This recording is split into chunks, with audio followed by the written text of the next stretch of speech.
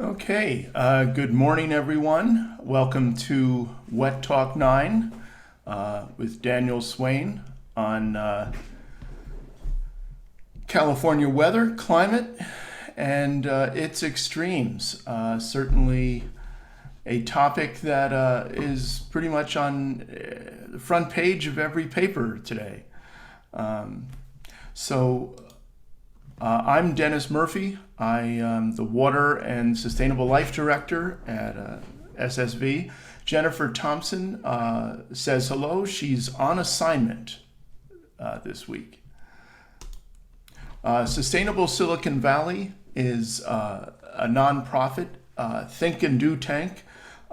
We have various foci on water use and reuse, air quality, mobility, and the idea of living a sustainable life in these times. We always keep an eye on the warming stripes and the various kind of visualizations. Being in the red is generally not considered a good thing. And as you can see in the top or the very right side, that's pretty much where we are. And this is in California, certainly, but this trend is around the world. And while Rome burns, we do have a lot of fiddling. And recent memories of orange air from Wildfire. Some of the things that we're involved in, we are an active member of the Smart Surfaces Coalition, which is focused on urban cooling and figuring out how to pay for it. And we've had some wet talks and brown bags about that, and we'll be having more.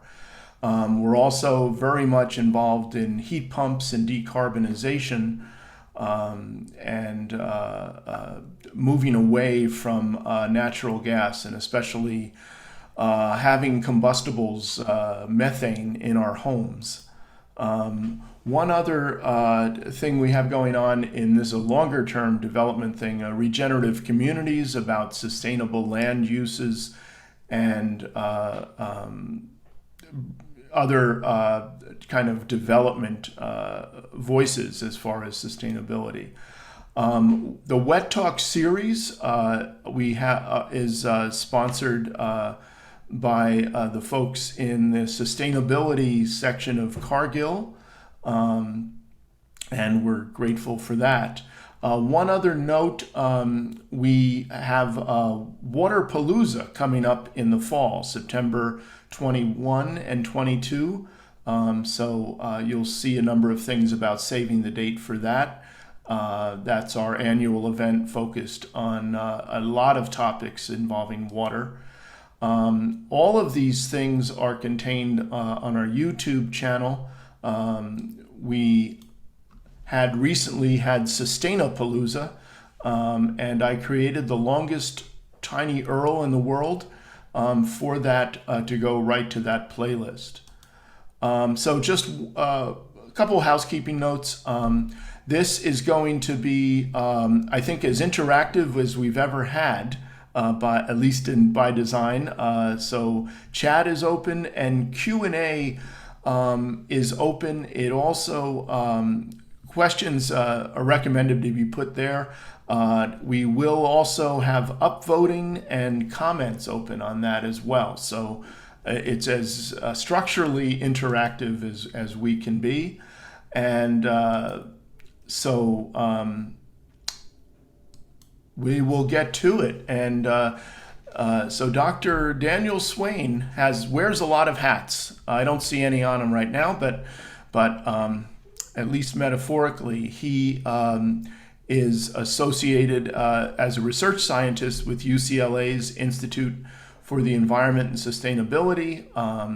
He's also a research fellow at the Capacity Center for Climate and Weather Extremes at the National Center for Atmospheric Research, and also is the California Climate Fellow at the Nature Conservancy. As you can see, he's an alum of UC Davis and Stanford, and has done work at postdoctoral work at UCLA. So I also strongly recommend bookmarking the Weather West blog. The address is there, and also following Daniel on Twitter. And with that, I give you Dr. Daniel Swain. Great. Thank you for the introduction and for the invitation to speak today. I know I've been trying to make this work for over a year and it finally happened. So that is great. You are in much demand.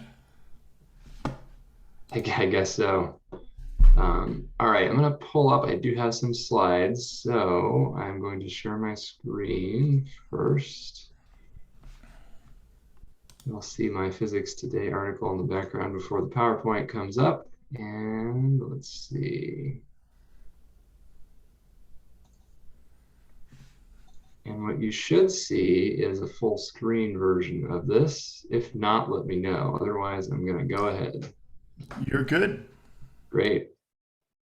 So I really wanted to give first a broad overview of, well, first of all, why California has the climate that it does, and then sort of delve into not only how it's changing, but why it's changing in that direction and sort of what we can expect moving forward, particularly with an emphasis, as noted, on the climate and weather extremes that are occurring within that envelope.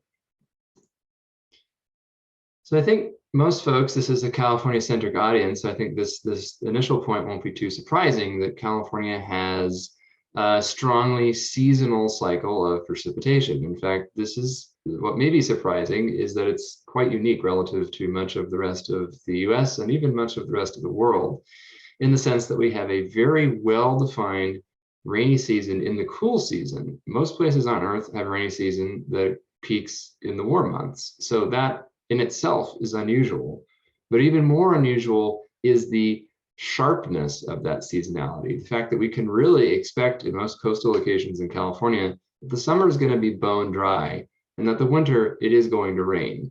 And that's not just a generalization, but that's true essentially in every single year in recorded history.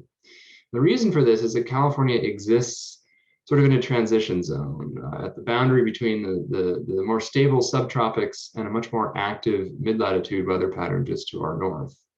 But that boundary is not static over time, and it varies from season to season. So as you might imagine, the boundary is farther south in winter, meaning we're more in the active mid-latitude regime at that time of year. And in summer, that boundary is farther to the north. So we're more dominantly influenced by that stable subtropical high pressure system. It also varies from year to year, which is one of the reasons why California has uniquely high, in a North American context, year-to-year precipitation variability. This is associated with a lot of different forms of coupled ocean and atmospheric processes, but the most common of which, and probably the best well-known of which, is the El Nino Southern Oscillation. So as we go into strong El Nino years, that boundary is farther south and California tends to be wetter. La Nina years, that boundary tends to be again farther north and much of California ends up being drier on average. Again, it's not the only factor at play, but really what is important is that there are all of these different factors, some which occur on a recurring cyclical pattern, some of which are less periodic, that affect where that boundary lies over time and whether or not California is right at that boundary or south of it. And the consequence of all of this is that California then has not only uniquely high year-to-year precipitation variability, but also very high susceptibility to drought. Because unlike most other regions in the world that see precipitation, at least to some extent, year-round, California really only has an opportunity to make up any precipitation deficits that have accumulated during the peak wet season months in winter. So if something happens from between December and March that deflects the storm track and keeps California dry, we're in big trouble because generally speaking, we aren't going to reclaim that water other times of year here. We have to wait until at best the next following winter seasonal cycle. So California is of course now a warmer place than it used to be by, depending on where you are in the state, as many as several degrees already. And this warming trend has been especially pronounced in recent years, where virtually all of the years in the past decade have been warmer than essentially all previous years in the recorded record. That's a pretty strong statement. And I think that's fairly intuitive to a lot of people because we've experienced these years of extreme heat waves and extreme wildfires and also extreme drought as well. Mountain snowpack is now decreasing pretty significantly. We still get really big snow years, but the average amount of snow is definitely on the decline. And the elevation at which that snow is falling is sort of creeping up the mountainside, or as some of my hydrologist colleagues point out, it's doing a little bit more than creeping. It's at a steady jog over the decades, moving upslope. The very highest elevations, of course, still getting snow, but the more medium elevations, and that includes places like Lake Tahoe and places where a lot of the elevation and the land mass of California's mountains actually reside, are seeing dramatically less snow already with the warming that we've already seen. Along with this, we've seen a large increase in wildfire intensity and severity. That's not just due to climate change, although there is a strong climate component, and I'll discuss that a little bit more later on. But one of the main things I wanted to focus on in this talk is the idea that even in the absence of large changes in overall average precipitation, which we're not really seeing in California, the long-term average annual rainfall has not really increased or decreased substantially, to many people's surprise. We can still expect to see large changes in the other characteristics associated with precipitation, so in its variability and in its extremes. And in fact, this is exactly what climate models suggest should be occurring in a warming climate in California, which is that there's likely to be a large increase in both wet and dry extremes in this part of the world, even as the overall average precipitation may or may not change very much, which leads us to this notion of increasing precipitation volatility, or increasing precipitation whiplash, as we've termed it, signifying that the transition between either very wet to very dry or vice versa is going to occur even more frequently than the relatively high background level that we're already used to in this part of the world. And some of this is generalizable globally, because global mean precipitation does increase pretty consistently with climate change and global warming, about 2 or 3% on a global basis per degree centigrade of warming. But as you can see on the maps above, that mean precipitation change is very spatially heterogeneous. In fact, there are a number of subtropical places, especially over the oceans, but also the Mediterranean, Southern Africa, and parts of Southern Australia, that are very likely to see precipitation decrease even as the global precipitation increases. And there are other places, especially the Arctic and the tropics, that are going to see a much greater than 2 or 3% increase in precipitation per degree of warming. But that leaves a lot of the world where they're sort of in this liminal zone in between. And what's interesting is when you compare that map to the map on the right, the projected increase in extreme precipitation, you see a lot more uniformity.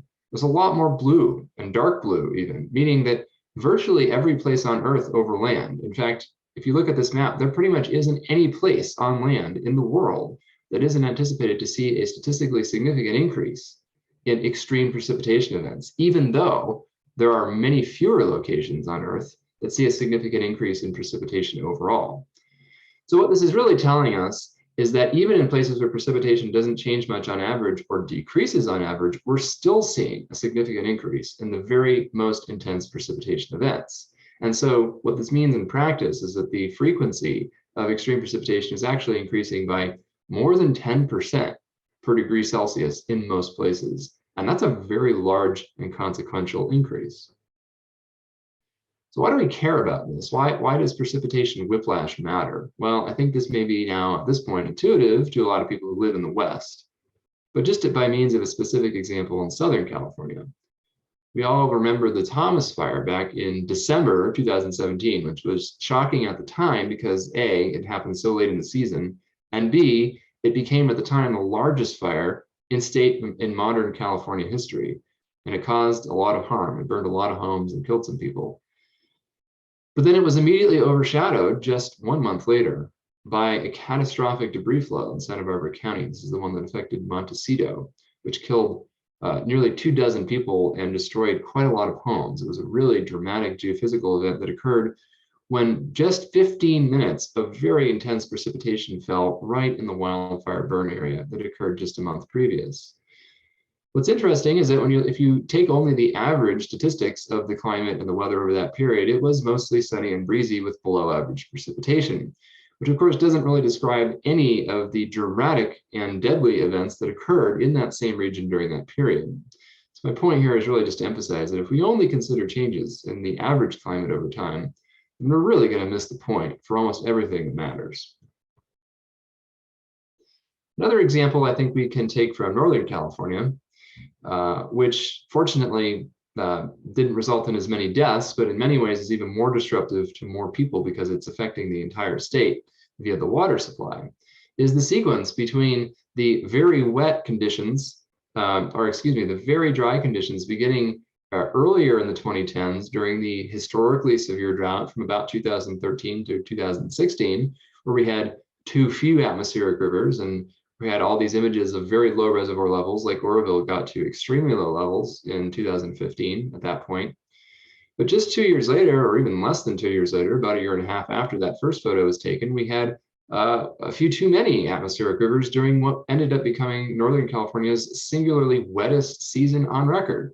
And this was when we saw the dramatic events at Oroville Dam, the near catastrophe on the dam, and the fact that had there been just even a little bit more water coming down the pike, the outcome could have been pretty different. But now, of course, we're right back to where we started in 2015, and Lake Oroville is very, very low in the middle of yet another record-breaking drought in California. And so it's pretty amazing that we went from this sequence over a period of really just 6 years. And I really think it exemplifies this increasing precipitation whiplash notion, where in the same decade in Northern California, we've seen the driest months, the driest seasons, the driest years on record, as well as the wettest year on record and the wettest day on record in the same decade. So we've seen all of the above, and there's been a lot of focus on the dry side because recently it's had the greatest impacts. But that won't necessarily always be the case, and I'll get into that a little bit more in a moment. Another interesting thing that's happening is that the seasonality of California precipitation is starting to shift.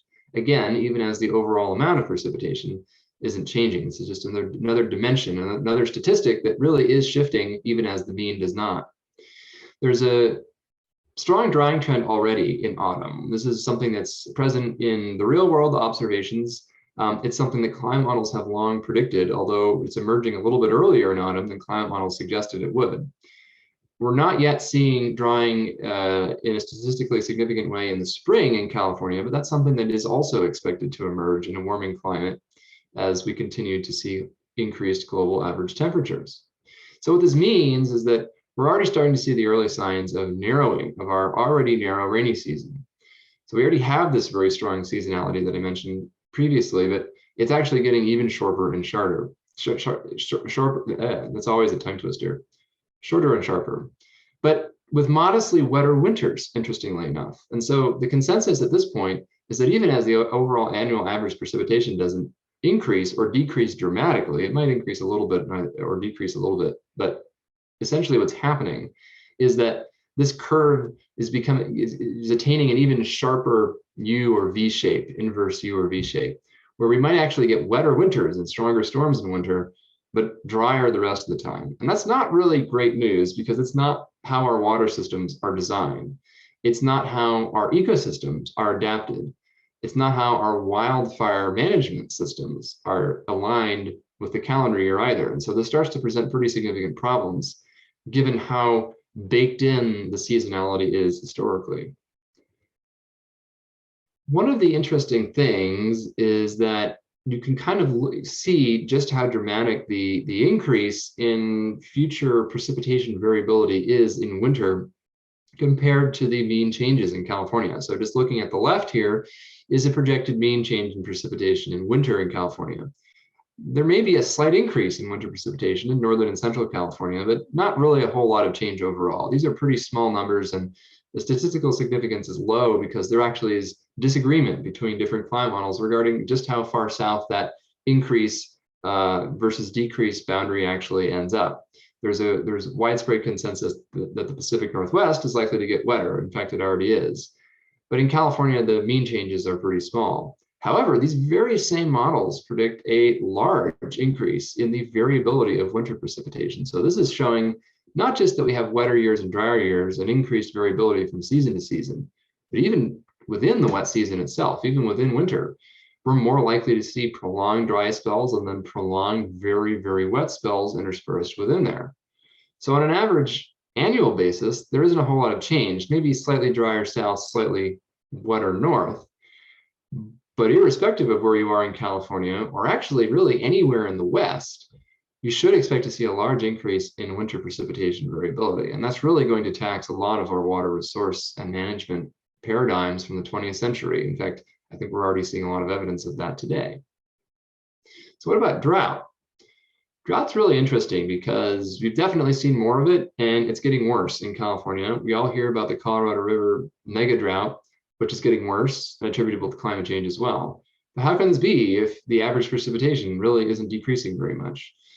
Well, I think it's mainly because precipitation-only drought metrics are becoming increasingly misleading in a warming climate, because the same amount of water just doesn't go as far as it used to. And I don't mean that in a human consumptive demand context. In fact, human demand for water has not been increasing over this period. Even though we have more people, more water users than we used to, we've been getting at the same time more efficient with that use.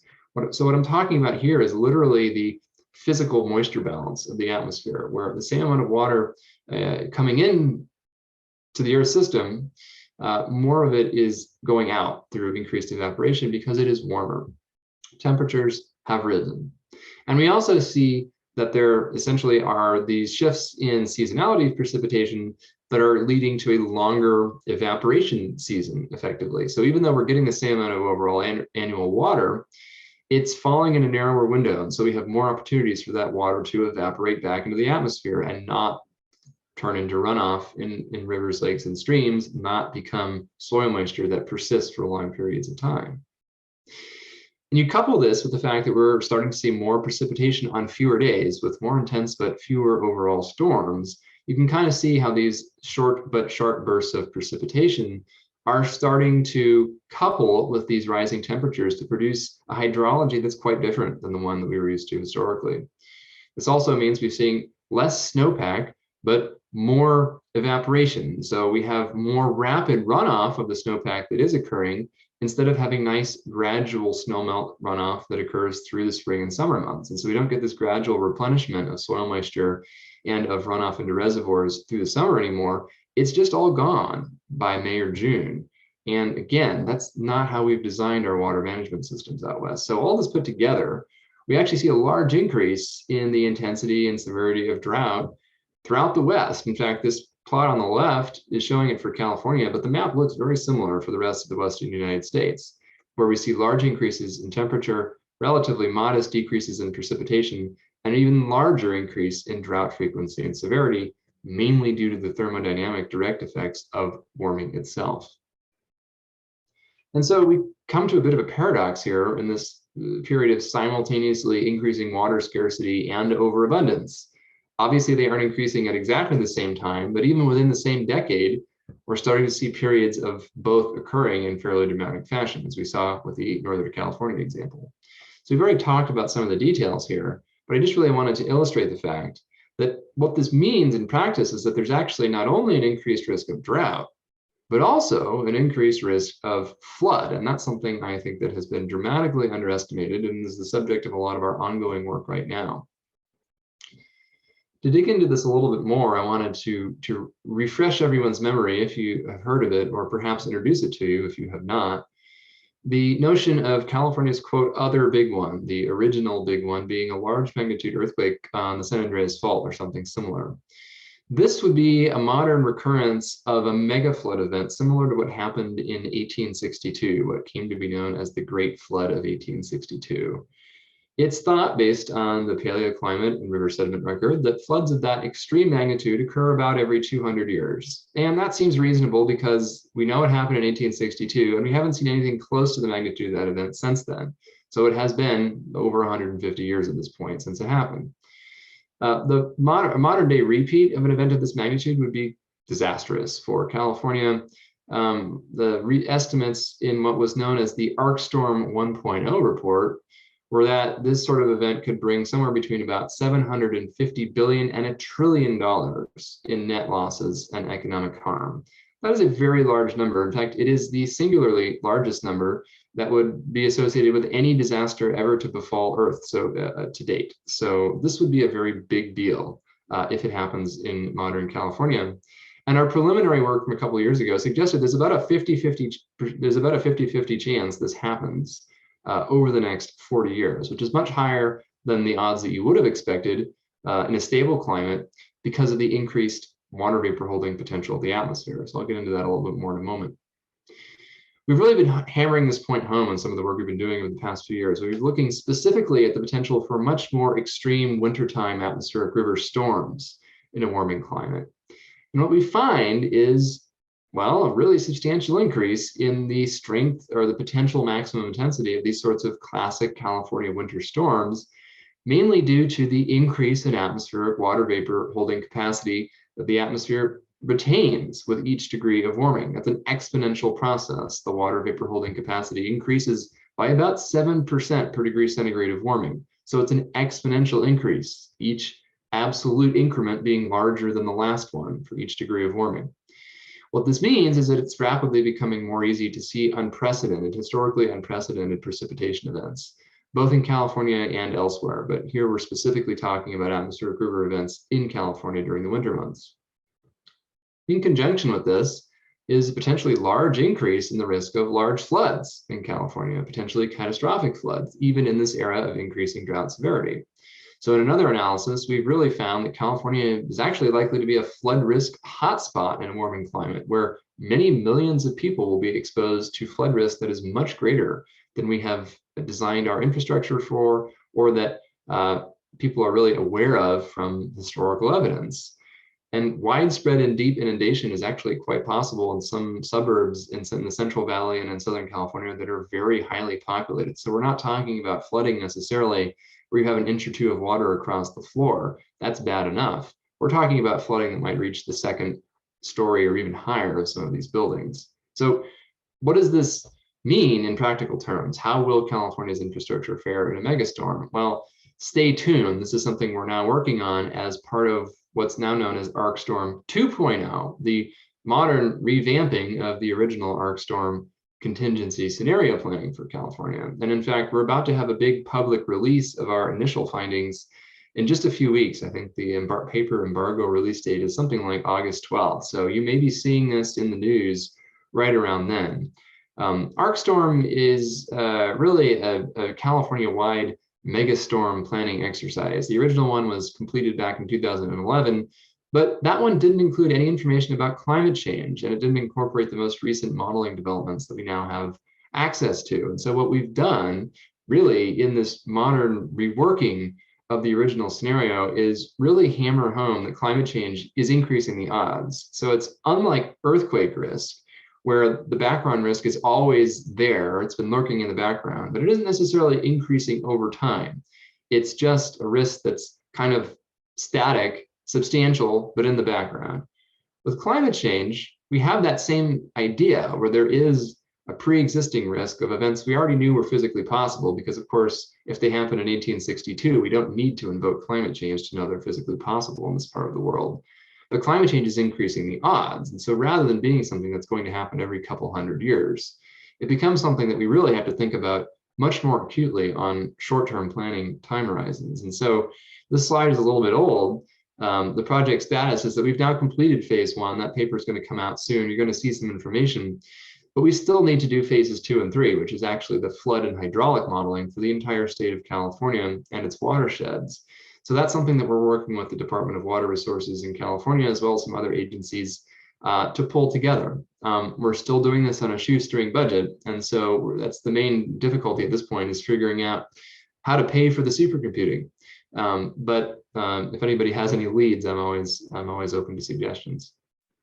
And just as an early preview of some of these results, again, you'll be seeing much more of this in just a few weeks. We find that climate change has already essentially doubled the risk of a mega flood event in the background. So whatever the risk was 100 years ago, It's twice that now, even though we haven't seen one in recent years. So this is an increase that is essentially kind of insidious because it's happening in the background. We haven't realized it. And that's not too surprising because if you think about it, if you double the likelihood of a 200-year recurrence interval event, it still only has a recurrence interval of 100 years. So you would still only expect it to occur perhaps once per century. So it's not that surprising we haven't seen one over the past few decades.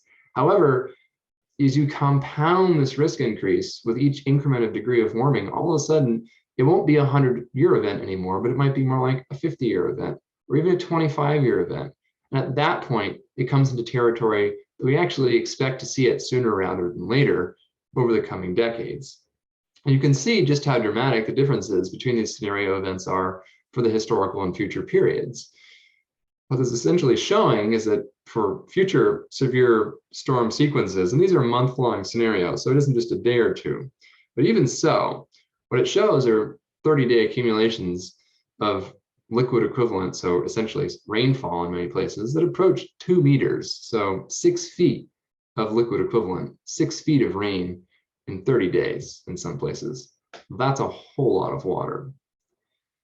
And so we find, perhaps unsurprisingly, that the plausible worst case scenarios for changes in runoff are, in some watersheds, critical watersheds on the western slope of the Sierra Nevada, runoff is locally 200% to 400% higher than historical values. And this is because, of course, precipitation itself is increasing, but also because it's much warmer and much more of that precipitation is falling as liquid rain rather than solid snow.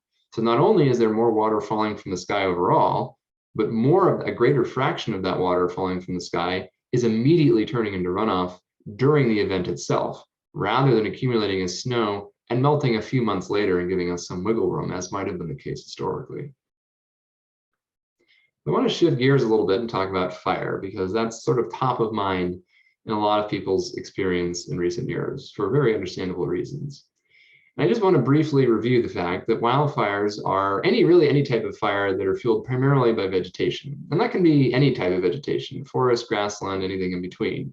And California does have essentially all of the ecosystem types that can produce wildfires. In fact, I was reminded just this past week that California even has peatland and marsh fires. In fact, there's been one smoldering in the Sassoon Delta for the past couple of weeks, because these are really difficult to extinguish. So virtually all vegetation types in California are potentially susceptible to fire.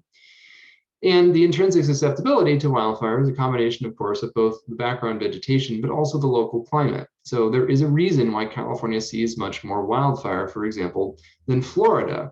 But on the other hand, Florida sees more wildfire than I think a lot of people realize. The main difference is that Florida generally has a very wet climate. But sometimes it's not all that wet compared to how wet it usually is. And you do get those fires in Florida under those conditions. In California, though, every summer is bone dry. And so we have this kind of potential for a significant fire events every single year. And the critical point I wanted to make here is that not all fires are the same. You can have high intensity fires and low intensity wildfires. You can have uniform burn patterns where you have a fire that goes through and nukes an entire forest stand with very high intensity fire, or you can have a mosaic fire pattern where there's patches of high intensity, but also a broader area of low intensity smoldering. And this is often how forest meadows are created, for example, over time, where there are some regions where the trees are killed by the fire and other regions where they survive. So the point being that you can't just equate if you have a 10,000 acre fire, it matters very much whether the 10,000 acres burned at a very high intensity or at a very low intensity or somewhere in between. So there's actually a lot more information in the intensity of fires than there is in the overall acreage burned, which kind of glosses over a lot of the key details that are most relevant for human and ecological impacts. All that said, we definitely have a problem with wildfire in modern California. 12 of the 20 largest fires, 15 of the 20 most destructive, and 7 of the 20 deadliest fires have occurred just since 2015. And in fact, I think I can update and add a couple more to this list based on the later part of 2021. And this statistic is kind of shocking, I think, when I bring it up to a lot of folks, but more people have died in California wildfires just since 2017 than in any earthquake since the Great Quake of 1906. So for the contemporary period in California, the wildfires are essentially the new earthquake. And I know I'm tempting fate by saying that, but there will eventually be a bad earthquake in California. But in terms of recent experiential evidence, it's the fires that are causing a lot of the harm right now from a natural hazard perspective in California. What's going on here? This is something that extends really throughout the West and perhaps even to some extent throughout the world, but it's also true in California. There's these three key pillars of why wildfires are getting worse right now. And one is that we're expanding populated areas into high-risk fire zones. So there's more people living in harm's way than ever before. We also have the legacy of 20th century fire suppression. So we had these total fire suppression policies in a lot of the forests in the US, where we essentially immediately extinguished fires that otherwise might have gone on to be beneficial lower intensity fires that would have naturally occurred, thinning the undergrowth, burning the older unhealthy trees and leaving the healthier new ones to thrive. Instead, what we have are forests that are now dramatically overstocked, much denser than they would have been, because we've excluded all of these natural fires over the years. So we've built up an incredible fuel load in some of these forest regions. But those two first pillars are only relevant in places, of course, where the conditions are favorable for them to be relevant. So urban expansion is only relevant, of course, in places that have people, and the suppression of forest fires and the buildup of fuels there is only relevant in forests. And of course, not all wildfires in the West occur in forests. We have grassland fires, we have brush fires, et cetera, et cetera. The third pillar is climate change. And I think increasingly this one is dominating the story in a lot of places because it's relevant everywhere. There's no corner of the American West or indeed of the planet that is untouched by it. And so it acts to amplify any of these other factors that might exist in a particular location, sort of acting as a risk accelerant, if you will, for wildfires in the West and in California specifically. So how does this work? Well, as temperatures rise, the gap between how much water is actually in the air and how much could be in the air is increasing. This is known as the increasing vapor pressure deficit, essentially a measure of atmospheric thirstiness or atmospheric demand, the propensity of the atmosphere to act as a giant sponge and extract water from the soil, from the landscape, as the temperatures increase. What this does is it immediately dries out dead vegetation. These are known as dead and down fuels in the wildland firefighting community, essentially logs, branches, leaves, any kind of litter like that on the forest floor. And there's a lot of it in a lot of places because we've excluded so much fire. That's the stuff that is sort of passively responding to atmospheric conditions because you can just evaporate water directly out of a dead log. Living plants are a bit different because they're actively transpiring water to photosynthesize, but you can still increase the demand for water as the process of photosynthesis unfolds when you have stronger vapor pressure deficits. So you're both demanding more water from living vegetation, which under drought or seasonally dry conditions can start to decrease the moisture in those living plants. And then the rest of the time, you're dramatically increasing the dryness of the dead and down vegetation because that's just responding directly to what's happening in the atmosphere. So what this boils down to is that already more than half of the observed increase in forest fire area in the Western US can be directly attributed just to these direct effects of warming and drying. And actually, there's emerging evidence, slide I don't have in this deck, but this process is probably exponential, just like the water vapor holding capacity of the atmosphere. So each additional degree results in a larger absolute increment of vapor pressure deficit increase, and therefore in a larger absolute increment of wildfire increase. And I think this is why we've seen such dramatic observed trends over this period.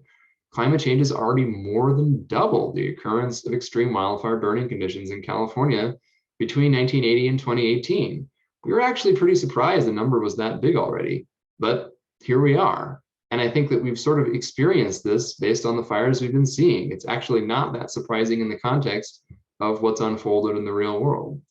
So I think what's important to emphasize here is that climate change is really changing the character of wildfire much more than it's increasing the number of fires. In fact, in California, there has been a decrease in the overall number of wildfires, even as the total area burned has ballooned, and more importantly, the wildfire-associated losses and harms to human life and ecosystems have exponentially increased.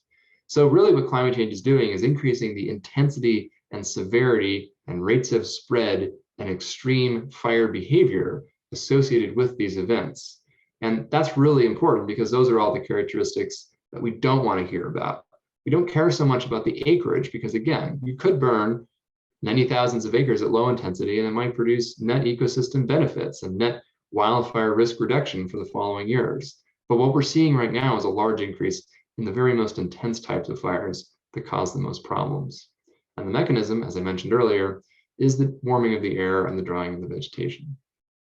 And so I think it was Jerry Brown, the former governor of California, who coined the term new abnormal in this context. And I think it's appropriate. I don't really like the term new normal because it suggests that we reach some new stable state. But the reality is the new normal is change, continued flux in this upward direction. And every indication is that further warming is inevitable, but the question is how much? And at this point, that's largely a geopolitical question. I can't tell you how much warmer it's going to be in 30 or 40 years because I don't really know how much we're going to reduce fossil fuel use between now and then. And I think a lot of predictions that people have made as recently as a few years ago are starting to fall by the wayside with recent geopolitical and just American political events in general. So the climate component of this risk is going to get worse before it gets better. I don't have any good news to report on that front. And that has major implications for post-fire, for the fires themselves, but also for subsidiary hazards like post-fire debris flows, floods, water quality issues, and also, of course, air quality issues, which are becoming a major problem. But one of the things I want to emphasize is that we are seeing more catastrophic fires in this what's called the wild and urban interface, where you have structures intermingled with potentially flammable vegetation. It is absolutely an accelerating crisis, but it's also not an inevitable one. Because it's not inherently wildfire that's the problem. Instead, it's the intersection of wildfire with these populated areas that has become increasingly catastrophic. And every indication is that we may continue to see even worse fire catastrophes in the future unless we do things differently. So one of the big questions in my mind and in the mind of a lot of other folks that I work with on the ecological and fire management side is how do we decouple this increase in fire severity, size, intensity from catastrophe? And there are ways to do this. This is not an inevitable outcome of more fire and warmer temperatures.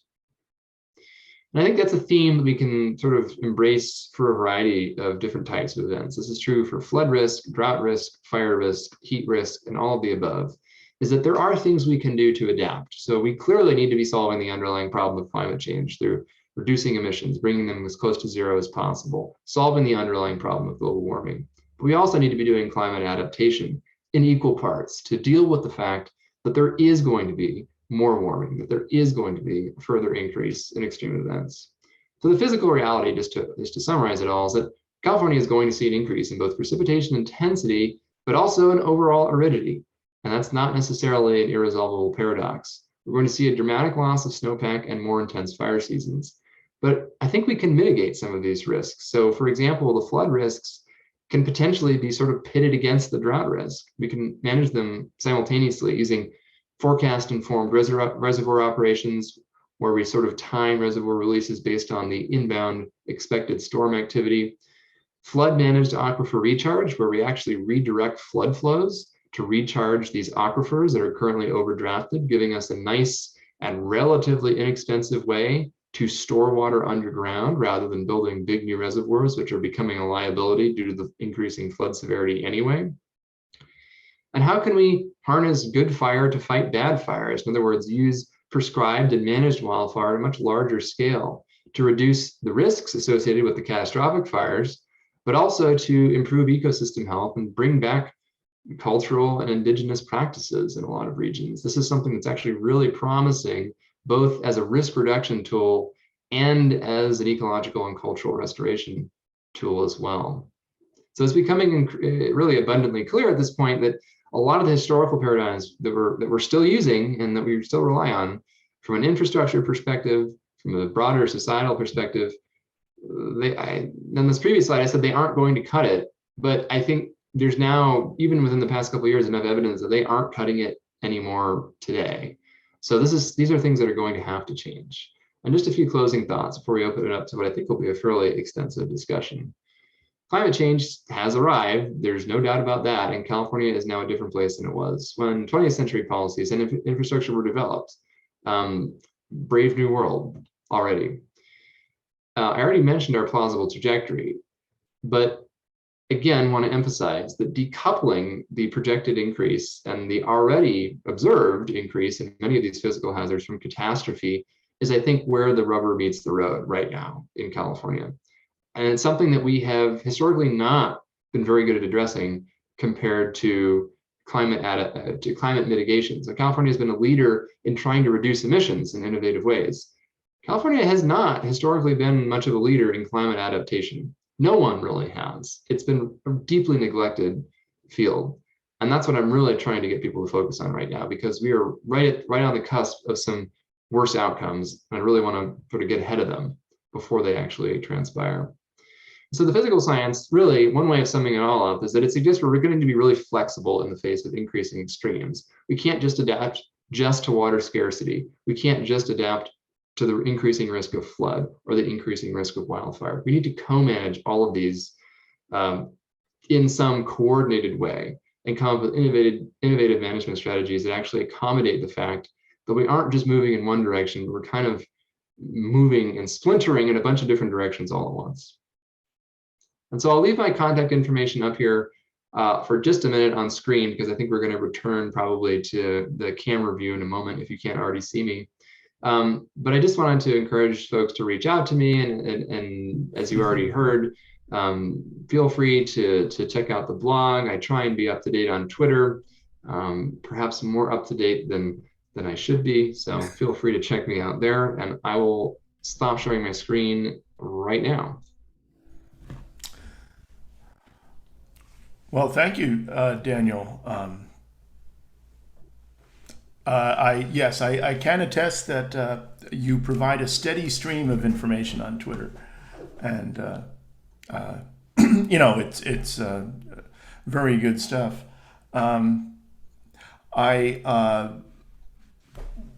We have well, it looks like despite my attempts to get people to go into Q&A and post there, that most of it is in chat. I do want to start off with the first question that from Dave Warner, who actually did use Q&A, which was upvoted even, with asking a question about arc storms, and basically how far in advance can we predict an arc storm? Would it be enough time to drain reservoirs? That's a good question. It's actually something that we're kind of doing in ArcStorm 2 phase 1.5, is trying to answer that question. The good news about it is, unlike some of California's other disasters, we will see it coming. We're not going to wake up one morning and find ourselves underwater. So we do have really good weather forecasts these days, certainly out a week. In some cases, we can get pretty good signals that something big and bad is on the horizon, maybe 2 or 3 weeks out. But certainly we'd have, a minimum of 3 to 5 days notice, and probably more like 7 to 10 days. The big question is whether that's enough time to really release a lot of water from the reservoirs. And the answer is it's enough time to release some water and give us some headspace. But the reality is there's only so fast that you can release water through the floodgates on these reservoirs. And there's also only so much water you can release without just causing floods due to those releases downstream already. This was one of the issues with the Oroville Dam crisis, is they needed to flush as much water out of that system as fast as they could once they realized they were going to potentially have issues with structural integrity, and not of the dam structure itself, but of the emergency spillway and of the hydropower plant, which caused plenty of problems in its own right. But one of the problems was they were worried about busting the levees in the Feather River downstream in the valley just by releasing all that water from the reservoir. So there is a limit. The other challenge is that, imagine for a moment that there's an arc storm predicted to occur 7 to 10 days from now in the current forecast. But as you know, forecasts change over time. And imagine it sort of drifts north and affects British Columbia instead or something. When the actual event comes to pass, and California, has some light rain or ends up, being on the dry side of the jet stream. Imagine you're a water manager and you've just drained all of your reservoirs. Imagine that there's a period of drought. What's the fallout from that? So there's actually significant concerns about there's the safety perspective is you don't want to have overfilled reservoirs because that can become catastrophic quickly. But you also have the hazard of overreacting and draining too much water and then having none left for the period that you need it, especially if you don't end up getting all of the water that would have occurred in the arc storm type of event. So there's risks on both ends of the spectrum, and balancing them, you know, in my view, this is one of the reasons why we need more um, aquifer flood mediated recharge, because you could say, okay, well, just to be safe, we're going to draw down the reservoirs, but because there's some uncertainty, instead we can shunt this over to the recharge basins and recharge groundwater. So we're not losing the water, so to speak. We're just putting it somewhere where it's much safer if this arc storm actually does end up affecting us. But we haven't really lost the margin of drought security that would have come with that increment of water. So the short answer is yes, we would see this coming, but what we would actually be able to do about it with 5 to 10 days of notice, there's a bit of an open question that we're kind of trying to address by doing these tabletop exercises as part of ArcStorm 2.0. I do want to ask another question in Q&A, but I do also want to point out that I in chat just put the blog address and Twitter addresses in the chat as well. The predictive, I know I've enjoyed looking at the comments on the predictive modeling and what that means for the next week or 10 days in weather-wise. I really recommend bookmarking that one and looking at it. So anyway, Danielle Para-Hensel asks if a magic wand question, which, well, starting with Wet Talk 1 with Felicia Marcus, we had a whole thing about magic wand questions. And this question is, would you allow the power to shift all future development, industry, human settlement patterns, and policy projects? Would you prioritize focus on regarding climate mitigation and adaptation? She acknowledges this is a big question. Yeah. Well, I mean, I get this all the time. Like, do we need to be stopping climate change or adapting to climate change? And I just cannot give it as a binary answer, even to which one we should emphasize more. I honestly think it needs to be essentially a 50-50 split at this point, because if the ultimate goal is to minimize human suffering and ecosystem disruption in some very broad sense, we can't get away with only doing one of these things at this point. There's just too much warming already going on, too much warming that we're going to see to completely ignore adaptation. But if we only adapt, we're going to warm so much that we're not going to be able to adapt ourselves out of it. And so it really has to be a balance. And it's a challenge because there's a finite amount of actual financial capital. There's a finite amount of political will, which seems to be very low generally overall about this. I focus increasingly on the adaptation side because I think the message about mitigation is out there. I think people understand that to stop climate change, we have to bring carbon emissions close to zero as fast as possible.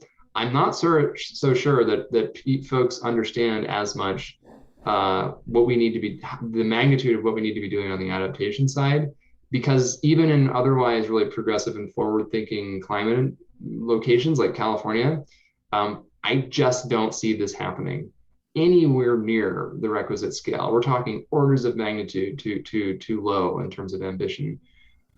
So we're really focusing on moving the needle on climate adaptation with the acknowledgement that if we don't solve the underlying problem, then adaptation doesn't work anyway. So we need to do both, a lot of both, as soon as possible.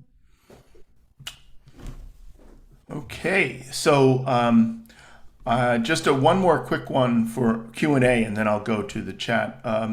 This is from Dana Stroud, I think in Sacramento with GoBiz. Is there parallel research being done to quantify the potential economic impact of the variable changes that were modeled? I'm gonna try and pull it up just so I can reread it. Um, let's see. It should be in the answered at this point. Okay, gotcha. I would say that there was in the press in the last week there was something, I might have been from UN, about the overall impacts of climate change being like $6 trillion and counting, and there was a lot of modeling about what impacts per country, like impacts to Brazil, or how much Brazil was creating and Yeah. impacts and things like that. So I'm not an economist, and there's a couple of climate economists that I really respect, and also some climate economists that whose work I do not really respect because there are some, for example, there are some econometric studies that suggest that the optimal amount of warming, econometrically speaking, is like 5 or 6 degrees centigrade, which literally puts every single major city, coastal city on Earth deeply underwater, melts all of the ice sheets, and results in a climate that we haven't seen in I don't know how many millions of years. It's so absurd to think. And then the claim is that it would cost like 10% of GDP, and like that's the only harm that would come, which is it's so absurd as to be completely nonsensical. And these are peer-reviewed estimates of the economic costs of extreme amounts, like globally, geologically transformational amounts of climate change. Fortunately, it does not appear we're on that path, so I don't think we'll get to show just how ridiculous that was. But on the other hand, I think it's what it really illustrates is that it is extremely difficult to make these kinds of estimates, and you get estimates that like vary across like 6 orders of magnitude in terms of like ridiculous variance. And so I don't know. I am inclined to believe the very much higher numbers because I think there's a lot of things that the early analyses did not account for. So honestly, I don't know what to think about some of these economic analysis, economic impact analyses on either side of the equation. Although I will say that if one hypothetical flood event in one place that has about a 50-50 chance of happening in the next 40 years is $1 trillion disaster, and climate change perhaps is responsible for half of it, you can kind of assign, you can start to get a sense of if that's happening repeatedly all over the world, similarly destructive events and progressively more and more over time, what does that mean? What is the result of thinking about this economically through individual episodic disasters, even if that's the only thing you consider? If you're honest about the costs associated with those and the risk increases that we're actually seeing due to climate change, then I think that alone tells us that it's a very, very large number that's probably bigger than a lot of the existing estimates. But honestly, it's hard for me to be specific about that because it's not really my area. I did just want to mention that Hafsa Burt contributed a link in the chat that did have some. I haven't seen it, but this link is from climate.gov, and I guess look to quantify recent past disasters. So getting to chat questions from Dana Hull, basically asking what we can do to encourage more water reclamation. Feels like every household in California should get a free rain barrel catchment system from the state. Yeah, I think the real reuse and reclamation issues are less the fact that capturing like urban rainfall, because at least that water actually is doing something useful. It's going into the soil, it's irrigating the vegetation, it's becoming groundwater or runoff in rivers, lakes, and streams. The crazy thing to me is all of the urban water that is used by humans and is just treated and then flushed out to the ocean. A lot we could be doing with the water that we're actually using already in our homes and businesses and recycling it. That seems to be where the next biggest low-hanging fruit is behind overall efficiency, is figuring out like gray water systems and urban water recycling, particularly for things like irrigation uses, like outdoor irrigation uses. It's wild that we're using clean tap water really in this part of the world to water, lawns on road medians. And I know that's decreased a bit with the current water restrictions, but until recently, that was what we were doing. And people still, water their home gardens with clean tap water. Um, you could water it with still very clean recycled water, just maybe something that has slightly lesser degree of purification than you'd actually want to be, have in your glass.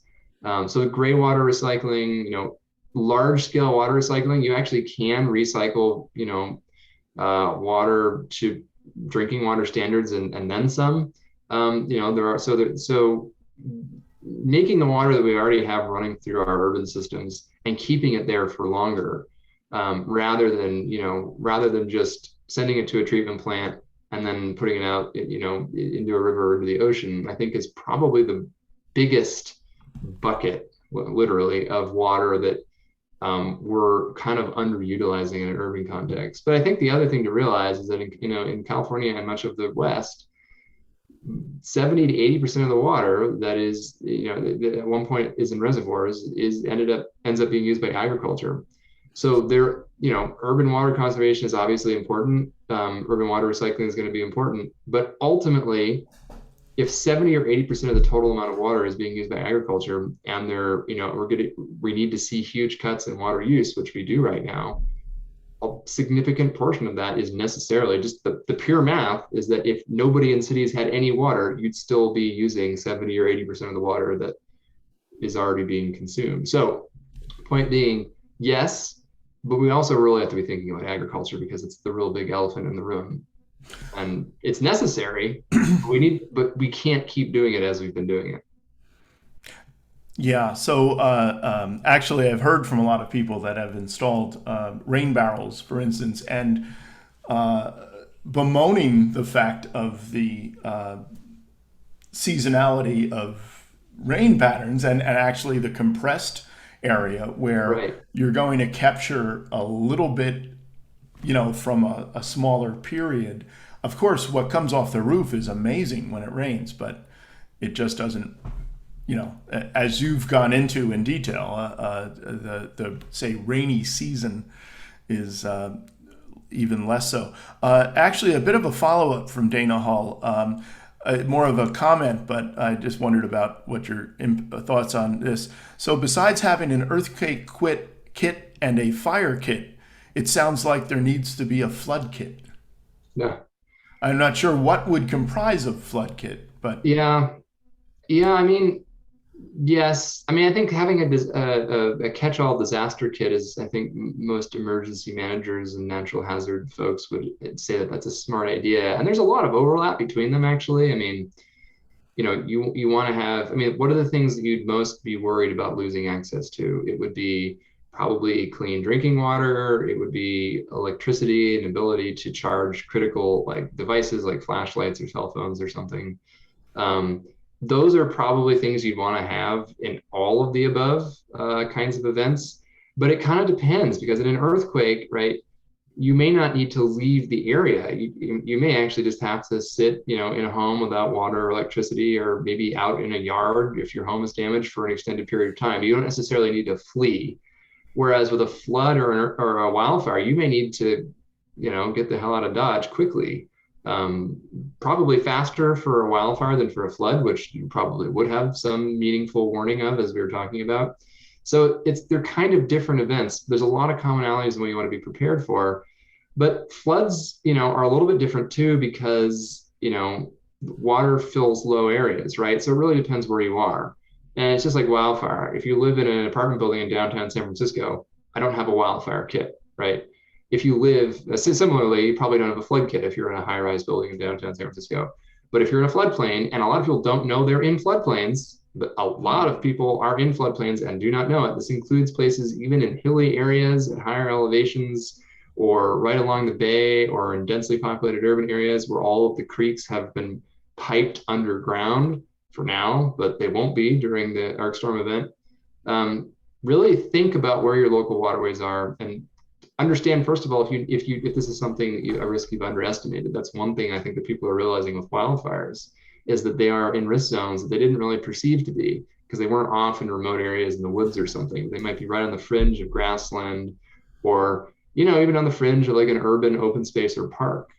So being a little more circumspect about the areas that are at risk, I think, is equally important as to what you put in your kit.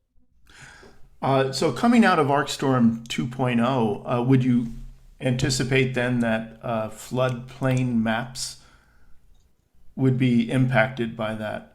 You mentioned the underground pipes of creeks and So it's a poorly kept secret that the FEMA flood maps underestimate flood risk almost across the board. Um, so if you're in a FEMA flood map zone, you're definitely at risk. And if you're not, and especially if you're somewhat close to one of those risk zones, there's a very good chance that you actually are. So we are going to try and recreate those maps for California. So we're going to try and actually have like 10-meter grids of who gets flooded and how deeply during the arc storm scenarios. That is the goal currently. We still need funding to get that done, and we're working with the Department of Water Resources to I think we may have it figured out, but I'm not 100% sure. That is the goal, though. We do want to produce those maps for California, and I think a lot of people are going to be surprised where some of the potential flood risk zones are, because FEMA, for example, none of those maps include climate change, first of all. So whatever the risk was, it's guaranteed to be different in a warming climate. So those maps are definitely out of date, even if they were perfect to begin with, which we know they weren't. So I think this is another example where we broadly underestimated the risks, even irrespective of climate change. But climate change is then really making it so that we've underestimated in a lot of places. so just switch gears for a second and go out to the ocean. Andy Swain asks, when you have time, and this is a big ask, can you discuss La Nina and El Nino in a little bit more detail? And Yeah, just have a mental picture, though, Daniel, that you're in an elevator. yeah. Well, so El Nino and La Nina are two different opposite ends of a spectrum of natural variability that occurs in the ocean and the atmosphere. So they're coupled together. And essentially, what happens is the Eastern tropical Pacific Oceans, we're talking like the equatorial ocean off the coast of Peru, goes through periods where it's either relatively cooler or relatively warmer. And the reasons for this are complex. They have to do with wind patterns and ocean currents. But the main thing you need to know is that La Nina means cool water in the Eastern tropical Pacific, and El Nino means warm water in the Eastern tropical Pacific. The reason why that matters for California is the tropical Pacific is sort of an engine of global climate. And whether or not the Eastern tropical Pacific is anomalously cool or warm dictates where big clusters of tropical thunderstorms develop or don't develop. So the longitude of those tropical thunderstorms somewhere in the Pacific, all the way between maybe Indonesia and Peru, dictates in large part what the jet stream does in the planet's temperate latitude. So that river of high velocity or in the upper atmosphere that dictates the storm track that kind of wiggles along, those wiggles are influenced strongly by the longitude of tropical thunderstorms, which are themselves influenced by essentially where the warm and cool pockets are in the ocean. And this matters most in winter because, of course, in California, it doesn't rain in the summer anyway. And our winter precipitation patterns are greatly influenced by what the jet stream is doing. So in a La Nina event, the jet stream is more likely to be pushed somewhat farther to the north. This is why the Pacific Northwest, and even every once in a while, far northern California can be pretty wet during La Nina events. The jet stream gets pushed south because of the positioning of these tropical thunderstorms during El Nino events, which is why especially Southern California gets really wet during the strong El Nino events, usually. And the caveat, of course, is that this doesn't always work out. El Nino is a powerful predictor. It's actually one of the most predictable things we can say anything about on annual sort of timescales, but it isn't the only factor at play. And the other factors at play are less predictable, which is why you can still get a pretty substantial El Nino event and not see a wet winter, and you can get a pretty substantial La Nina event and not see a dry winter. And if that happens, it's because these other factors that are not as predictable kind of came in and canceled them out. Bit of a related question. There's been a couple mentions, actually. You mentioned the jet stream, which obviously goes around the world, but specifically with the Atlantic jet stream, I remember way back with like inconvenient truth days that Al Gore was talking about the weakening of the Atlantic jet stream, and which is traditionally made the British Isles, say for instance, relatively temperate, and some aspects of Europe. I just wondered if you had any thoughts about short and long-term patterns there. Yeah, this is actually a common misconception. So what's often talked about in the context of the North Atlantic is actually the Gulf Stream, which is actually an ocean current rather than an atmospheric wind current. They're not unrelated to one another, but in fact, it is the ocean current, the Gulf Stream, that does appear to be weakening in a warming climate. And this is the basis for some ridiculous disaster movie. Like, if you ever seen The Day After Tomorrow, Mm-hmm. it's a ridiculous portrayal of what happens to the world if the Gulf Stream just turns off overnight. It's not remotely realistic, but the underlying idea that the Gulf Stream, if it did stop, would fundamentally alter the climate of Europe and really the rest of the world is true. It does appear to be slowing down because primarily the hypothesis is that there's so much freshwater melt coming off of Greenland that's depositing into the North Atlantic that is disrupting the salinity. And it's actually the bigger name. The Gulf Stream is part of what's known as the meridional overturning circulation, which is actually a global ocean current system in 3 dimensions that goes the surface current between the eastern US and Europe, and then the water sort of dives down, flows along the bottom of the ocean southward to Antarctica and the Atlantic. So it's a very complex system. The point being, though, is that if you slow it down, you slow down the sort of the subduction of heat into the ocean itself, and so you can result in dramatic changes, cooling in Europe, warming in the southern hemisphere, huge disruptions to the storm track. It's a high consequence, low probability scenario in a warming climate. Essentially, we don't know exactly how much the Gulf Stream is going to slow down. If it just slows down even by 40 or 50%, the influence will be modest on global climate. It really needs to completely collapse for things to really fall apart. It probably won't, but that also shouldn't be greatly reassuring, because this really big bad thing probably won't happen. Is not very reassuring in other contexts. So how likely is it? Right now, nobody really knows. It's estimated probably at having a less than 5% chance this century. But 5% is not that low. That's 1 in 20. So it is something that we're keeping an eye on, and would be a very big deal if it happens. But there's no immediate indication that it's going to happen or that it's currently happening.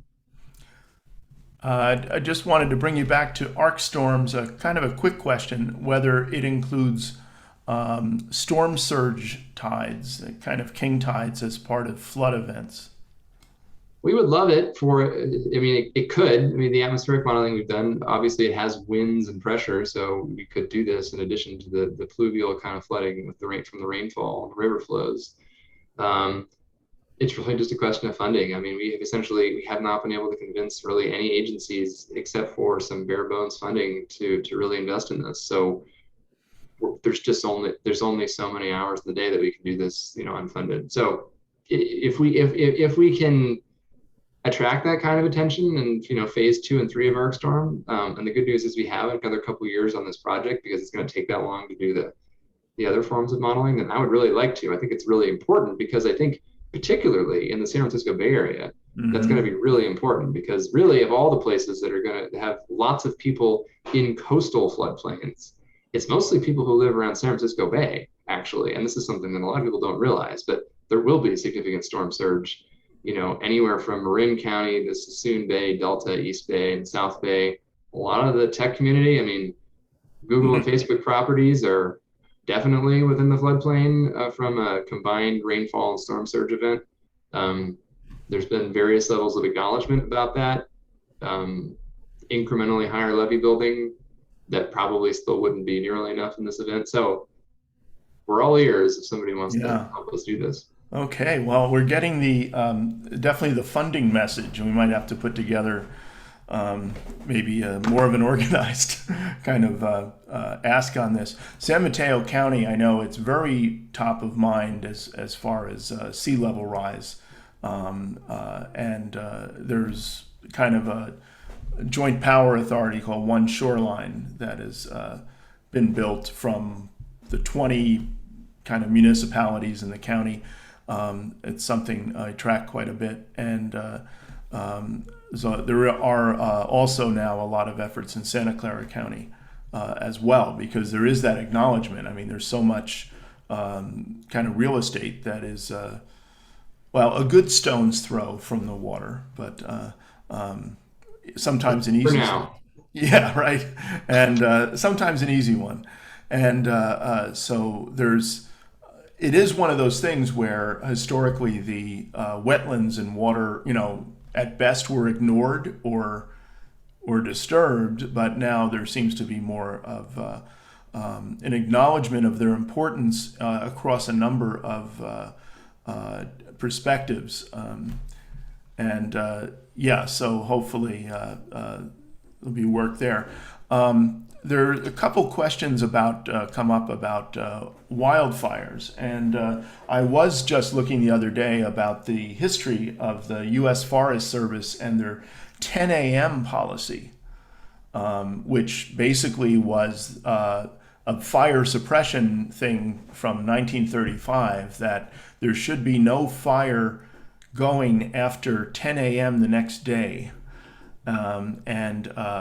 There was recently in the news, I think it was in New Mexico, there was a prescribed burn that kind of went bad, and the head of the Forest Service sounded like somebody from 1935 about, like, never again shall we do this, and we are cutting off all attempts. So there was a question about from Susan Vargas about the changed character of wildfire, making it much harder to manage using, quote, indigenous, unquote, methods. And I'll just ask this other one, too, to kind of similar. Do you see the number of prescribed burns currently increasing and further in the future? Or do we just need to be smarter about prescribing them? Well, yeah, that's a good question. I think we do need to see more, and we'll see more, and we also need to be better about prescribing them, because part of the problem is that we're not acknowledging climate change. I mean, the Forest Service report on the catastrophe in New Mexico this spring highlighted the fact that the forest conditions are just completely unprecedented. No one in living memory has ever seen conditions that dry, but they didn't factor that into their burn plans. I mean, really? So, so this is actually a topic. If I can find a few weeks to really dig into this summer, this is actually a project that we're working on right now with some ecologists. This is part of my Nature Conservancy collaboration, actually, with some ecologists and wildfire scientists, specifically on this topic of prescribed fire in a changing climate and how windows of viability are probably shifting. Interestingly, they are decreasing overall, the preliminary data shows, but they're also shifting, and that may give us opportunities that wouldn't have otherwise arisen at weird times of year, like in the middle of winter. Like this winter would have been a great winter to do large-scale prescribed fire in California, because we got a lot of water at a weird time, like October and December, and then like nothing for months. So it was definitely dry enough to burn in midwinter, but we had the benefit of having had all that water just a month or two before. So it's very unlike summer, where you have no real meaningful precipitation for months at a time. So it was kind of a uniquely optimal conditions for it. And we did a little bit, but we didn't do very much because there's no mechanism for it. There's no, again, it's a problem of personnel and funding. There's nobody to do it in winter. We have seasonal fire crews who are usually very busy fighting problematic fires in the summer, so they can't do it then. And often the conditions are too extreme in summer to do it safely. But then at the other times of year, there are very few people available with the expertise and willingness and capacity to do it. And there's even some people who have that capacity and expertise to do it, but are legally prevented from doing it at those times of year for various reasons. So there are a lot of hurdles that don't need to be there. They're regulatory, they're funding, like with an even modest amount of, so I often say with an infinite amount of money and political will, half jokingly, but this is a case where with a fairly modest amount of money and a fairly modest amount of political will, I think we could make a pretty big difference there. But we would have to incorporate the fact that things aren't as they used to be. We can't just make historical assumptions about what's safe and what isn't. And so being circumspect about that is really important. But I do hope that we see more of this. I just hope we do it more intelligently and sort of expand the envelope of people and professions who are qualified to participate in this. Because right now, you kind of have to be a wildland fire boss to lead these burns in a lot of cases. There has been some legislation that's starting to change that in California at the state level on state lands. That's good. But the real elephant in the room is federal land, since it's most of the land that's burning. And right now, policy is moving in the wrong direction on that front. As we sort of heard, there's a total ban on prescribed fire right now on federal lands because of what happened in the spring. So instead of trying to fix the actual specific problem, they just carte blanche removed it as an option for the rest of the year. I'm hoping that it evolves from there in the near future, but I'm not very encouraged by the recent trajectory at the federal level there. Just following up on that in terms of even the conditions, the drier conditions you mentioned, I did have a note about asking about the effects and impacts of atmospheric drying.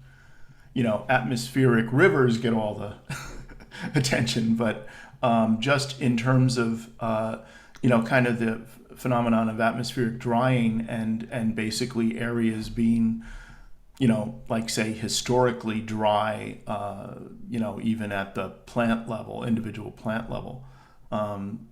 Just wondered about thoughts in that area.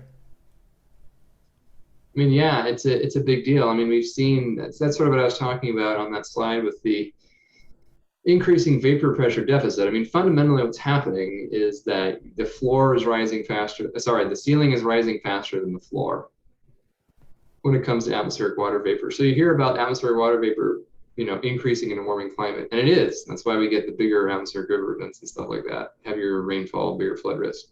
But because the water vapor holding capacity of the atmosphere is increasing at an even greater rate than the actual amount of water in the air, the gap between those two things is widening. And it is that gap, that literally the difference between how much water vapor is actually in the air and how much could be in the air, that drives a lot of plant physiologic processes. It helps accelerate the actual physical process of evaporation.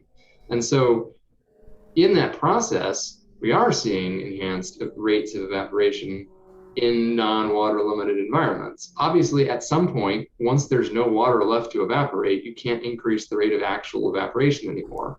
But usually, and in most cases, there is something still in the soil, something still in bodies of water, something still in plants to evaporate. So this is a big deal. I think that's one of the things that's been underestimated is the effect of this process of the aridification and the plant physiological changes arising from increasing vapor pressure deficit in a warming climate. I think this is a place where historical models have underestimated the consequences, and where I think it sort of tells us why wildfire risk is increasing just so absurdly rapidly. Like literally the best fit is an exponential fit.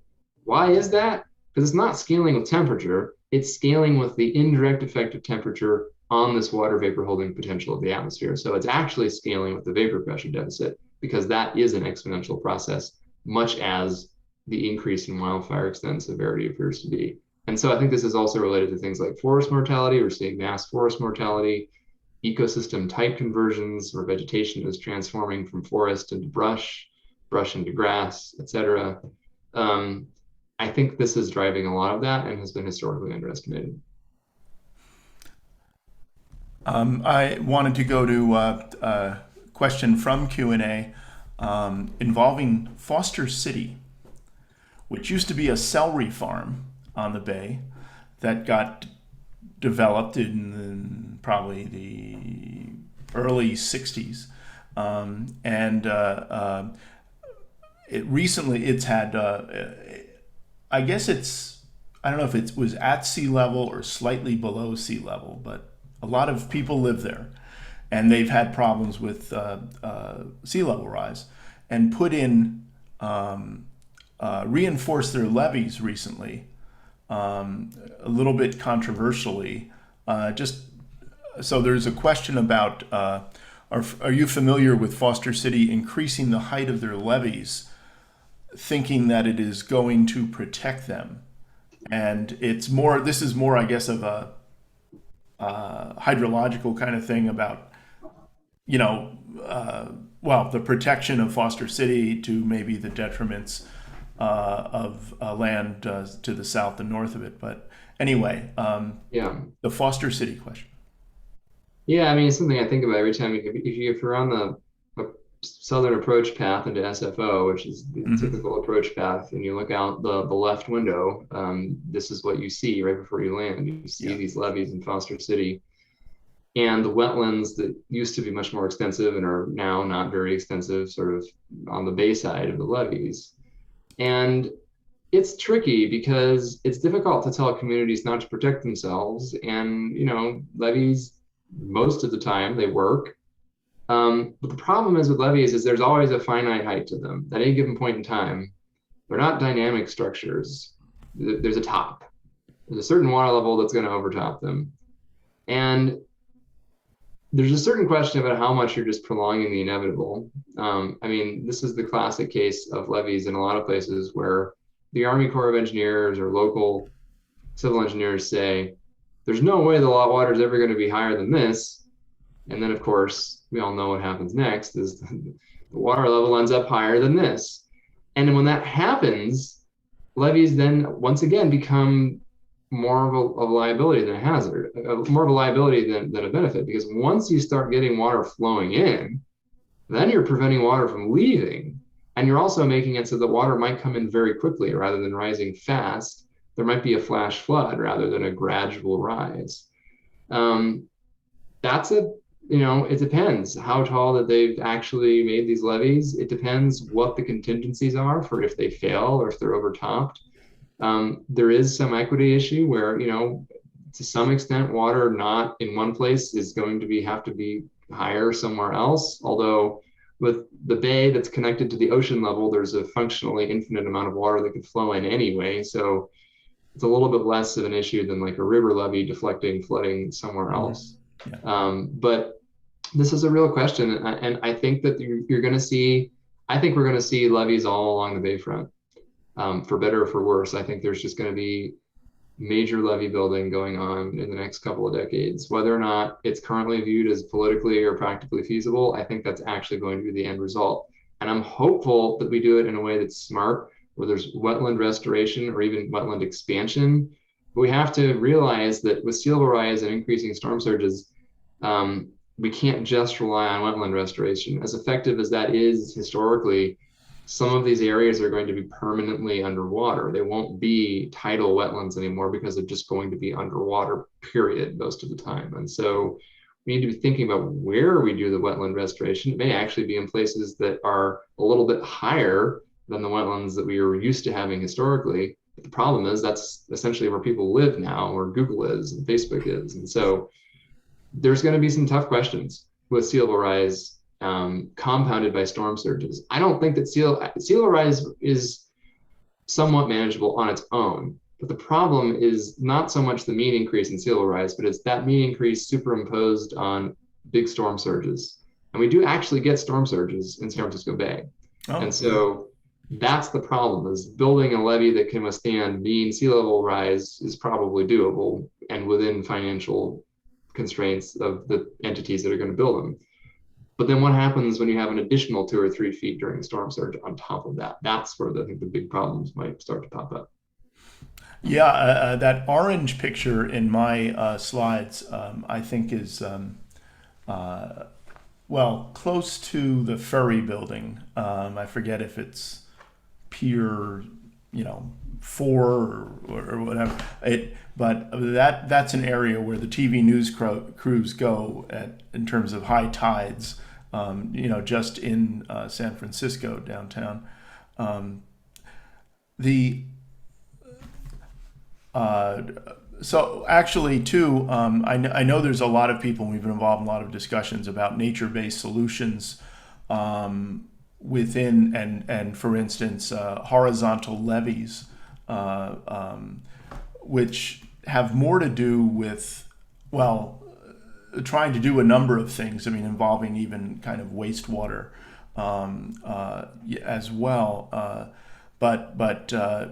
Yeah, there's a lot of things going on in what normally looks like in the placid waters of the bay. And actually, one of there's been a lot of reports about the need for, dredging, the need for kind of reinforcement of levees, and talking about where product from dredging projects, that might be more in the port area, typically gets dumped out in the open ocean, is how much is needed, is projected needs in going forward as far as bay restoration. And but then adding this, I mean, you talk about a few more feet and everything, and it kind of in a sense overwhelms things. We are just coming up. I just have a last question, and also, though, I wanted to give you the magic wand back, and in terms of summary. But I do have a question, not from Katie, but Katie's friend. She's asking for a friend here, and it's: how much does extreme efforts to reduce carbon emissions in the U.S. matter when the new and emerging nations will be equally or exceeding their existing carbon output and affecting the global impact on weather? So it's one of those tropes, I guess we mentioned. Well, I mean, it's a global problem, and this is one of the issues. In a certain sense, it doesn't matter how good California is at reducing its emissions if everyone else doesn't do it, because California's emissions are a little bit more than a drop in the bucket, but they're also they're not that much more than a few drops in the global bucket. And so really, it's a global problem. It requires global solutions. Full stop. There's no way around that. But historically, the U.S. and other wealthy industrialized nations have emitted the vast, vast majority of all carbon to date. So virtually all of the problem so far has been caused by us. And even now, when even if a lot of these developing nations, in relative terms, increase their emissions, like a doubling or a tripling of emissions from poor nations currently, the US is still going to be emitting way more in absolute terms, even if we decrease our emissions by 50% and they increase their emissions by like 200 or 300%. So there's a real global inequity there. But the other thing is that there's no reason why some of these places can't leapfrog. I mean, there's no reason why places need to build coal plants if you're building a new power plant at this point. There are much better options globally. Or there could be much better options in a lot of contexts. There should be better options. You certainly have the technology and the means to help these folks leapfrog these kinds of really heavy emitting carbon intensive technologies that we have been using. Energy poverty is a real thing. So you don't want to prevent people from attaining better qualities of life because you've prevented them because you're so myopically focused on carbon emissions. So it's a balance. But the reality is, it is a global problem. We need to address this everywhere and from every sector. And I think it's the financial and moral obligation of wealthy nations who have benefited greatly historically from these vast, voluminous, amounts of carbon emissions over the past century and a half or so, to make it easier for everyone else to continue to use the energy that they need, but do so in a way that is that doesn't contribute to this global problem, which harms everybody. And so that is going to have to involve things like subsidies and debt forgiveness and all that kind of stuff. But I'm not a policy person, but in macro terms, that has to happen to solve the problem. With acknowledging Esther and Hafsa's chats, which you can kind of look on your own or comment, but I did want to conclude with a bit of the magic wand question again, the summary as far as as far as suggestions specifically. I had written down, for instance, the kind of the issue of prescribed burns in good times in the winter? I mean, if they are available, if we had a situation come up again like last winter, and then on the other is the Arc Storm 2.0 funding, I guess, both in state and perhaps federal budgets, and that's something that I'd like to pursue with you as far as making people that hold some of those purse strings aware. Any other magic wand bullet points? I mean, I think that there's the flood bar part that I mentioned earlier. So really thinking about jointly managing flood and drought risk via groundwater is helping to solve two of our biggest problems at once. It's gonna be hard. It's gonna involve retooling water conveyance infrastructure. It's going to involve changes in policy, probably lots of legal challenges and legislative actions that are going to have to take place. But the reality is, despite how complicated that sounds, it is much easier than any alternative solution. So, and I think that that's been severely under-recognized.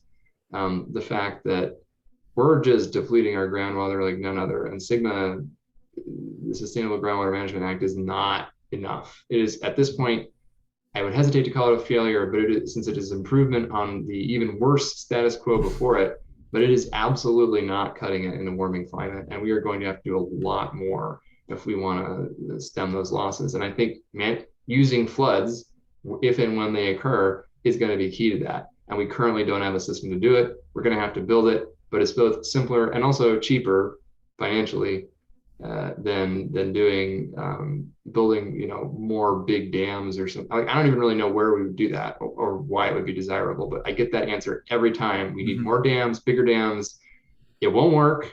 We can't afford it. But something else that will work and is cheaper is never on people's radar. So I guess that's the other big one. Yeah, that's certainly a good one. And then conversely, we didn't bring this up, but there's this issue of groundwater rise in certain areas, parallel sea level rise. Yeah, in coastal zones. Yeah, and where we too can be like Miami, which has flooding. Besides the 5 o'clock rainstorm, has a lot of groundwater rise going on. Well, anyway, Daniel, I'd like to thank you. It was worth the effort. I know firsthand how busy you are, so I really, really appreciate your time and doing this. We'll edit the video and promote it for. I did get a bunch of messages about people not being able to come, but we do get a lot of good viewership from people looking at the video again or for the first time, and I'll put the chat in there, links to the chat in there as well. But once again, thanks very much, and for talking about the weather and doing something about it. Thanks again for the invitation. The questions today were great, and so I'm really glad we were able to have a long Q&A component. Okay. Well, thank you again, and everyone enjoy the summer, but also keep an eye on the Weather West blog and the Twitter account of Daniel's to see what's coming up in the summer and fall and winter, spring, and the mud season. We don't have a mud season, I guess, so much, but in Vermont you can check out the mud season.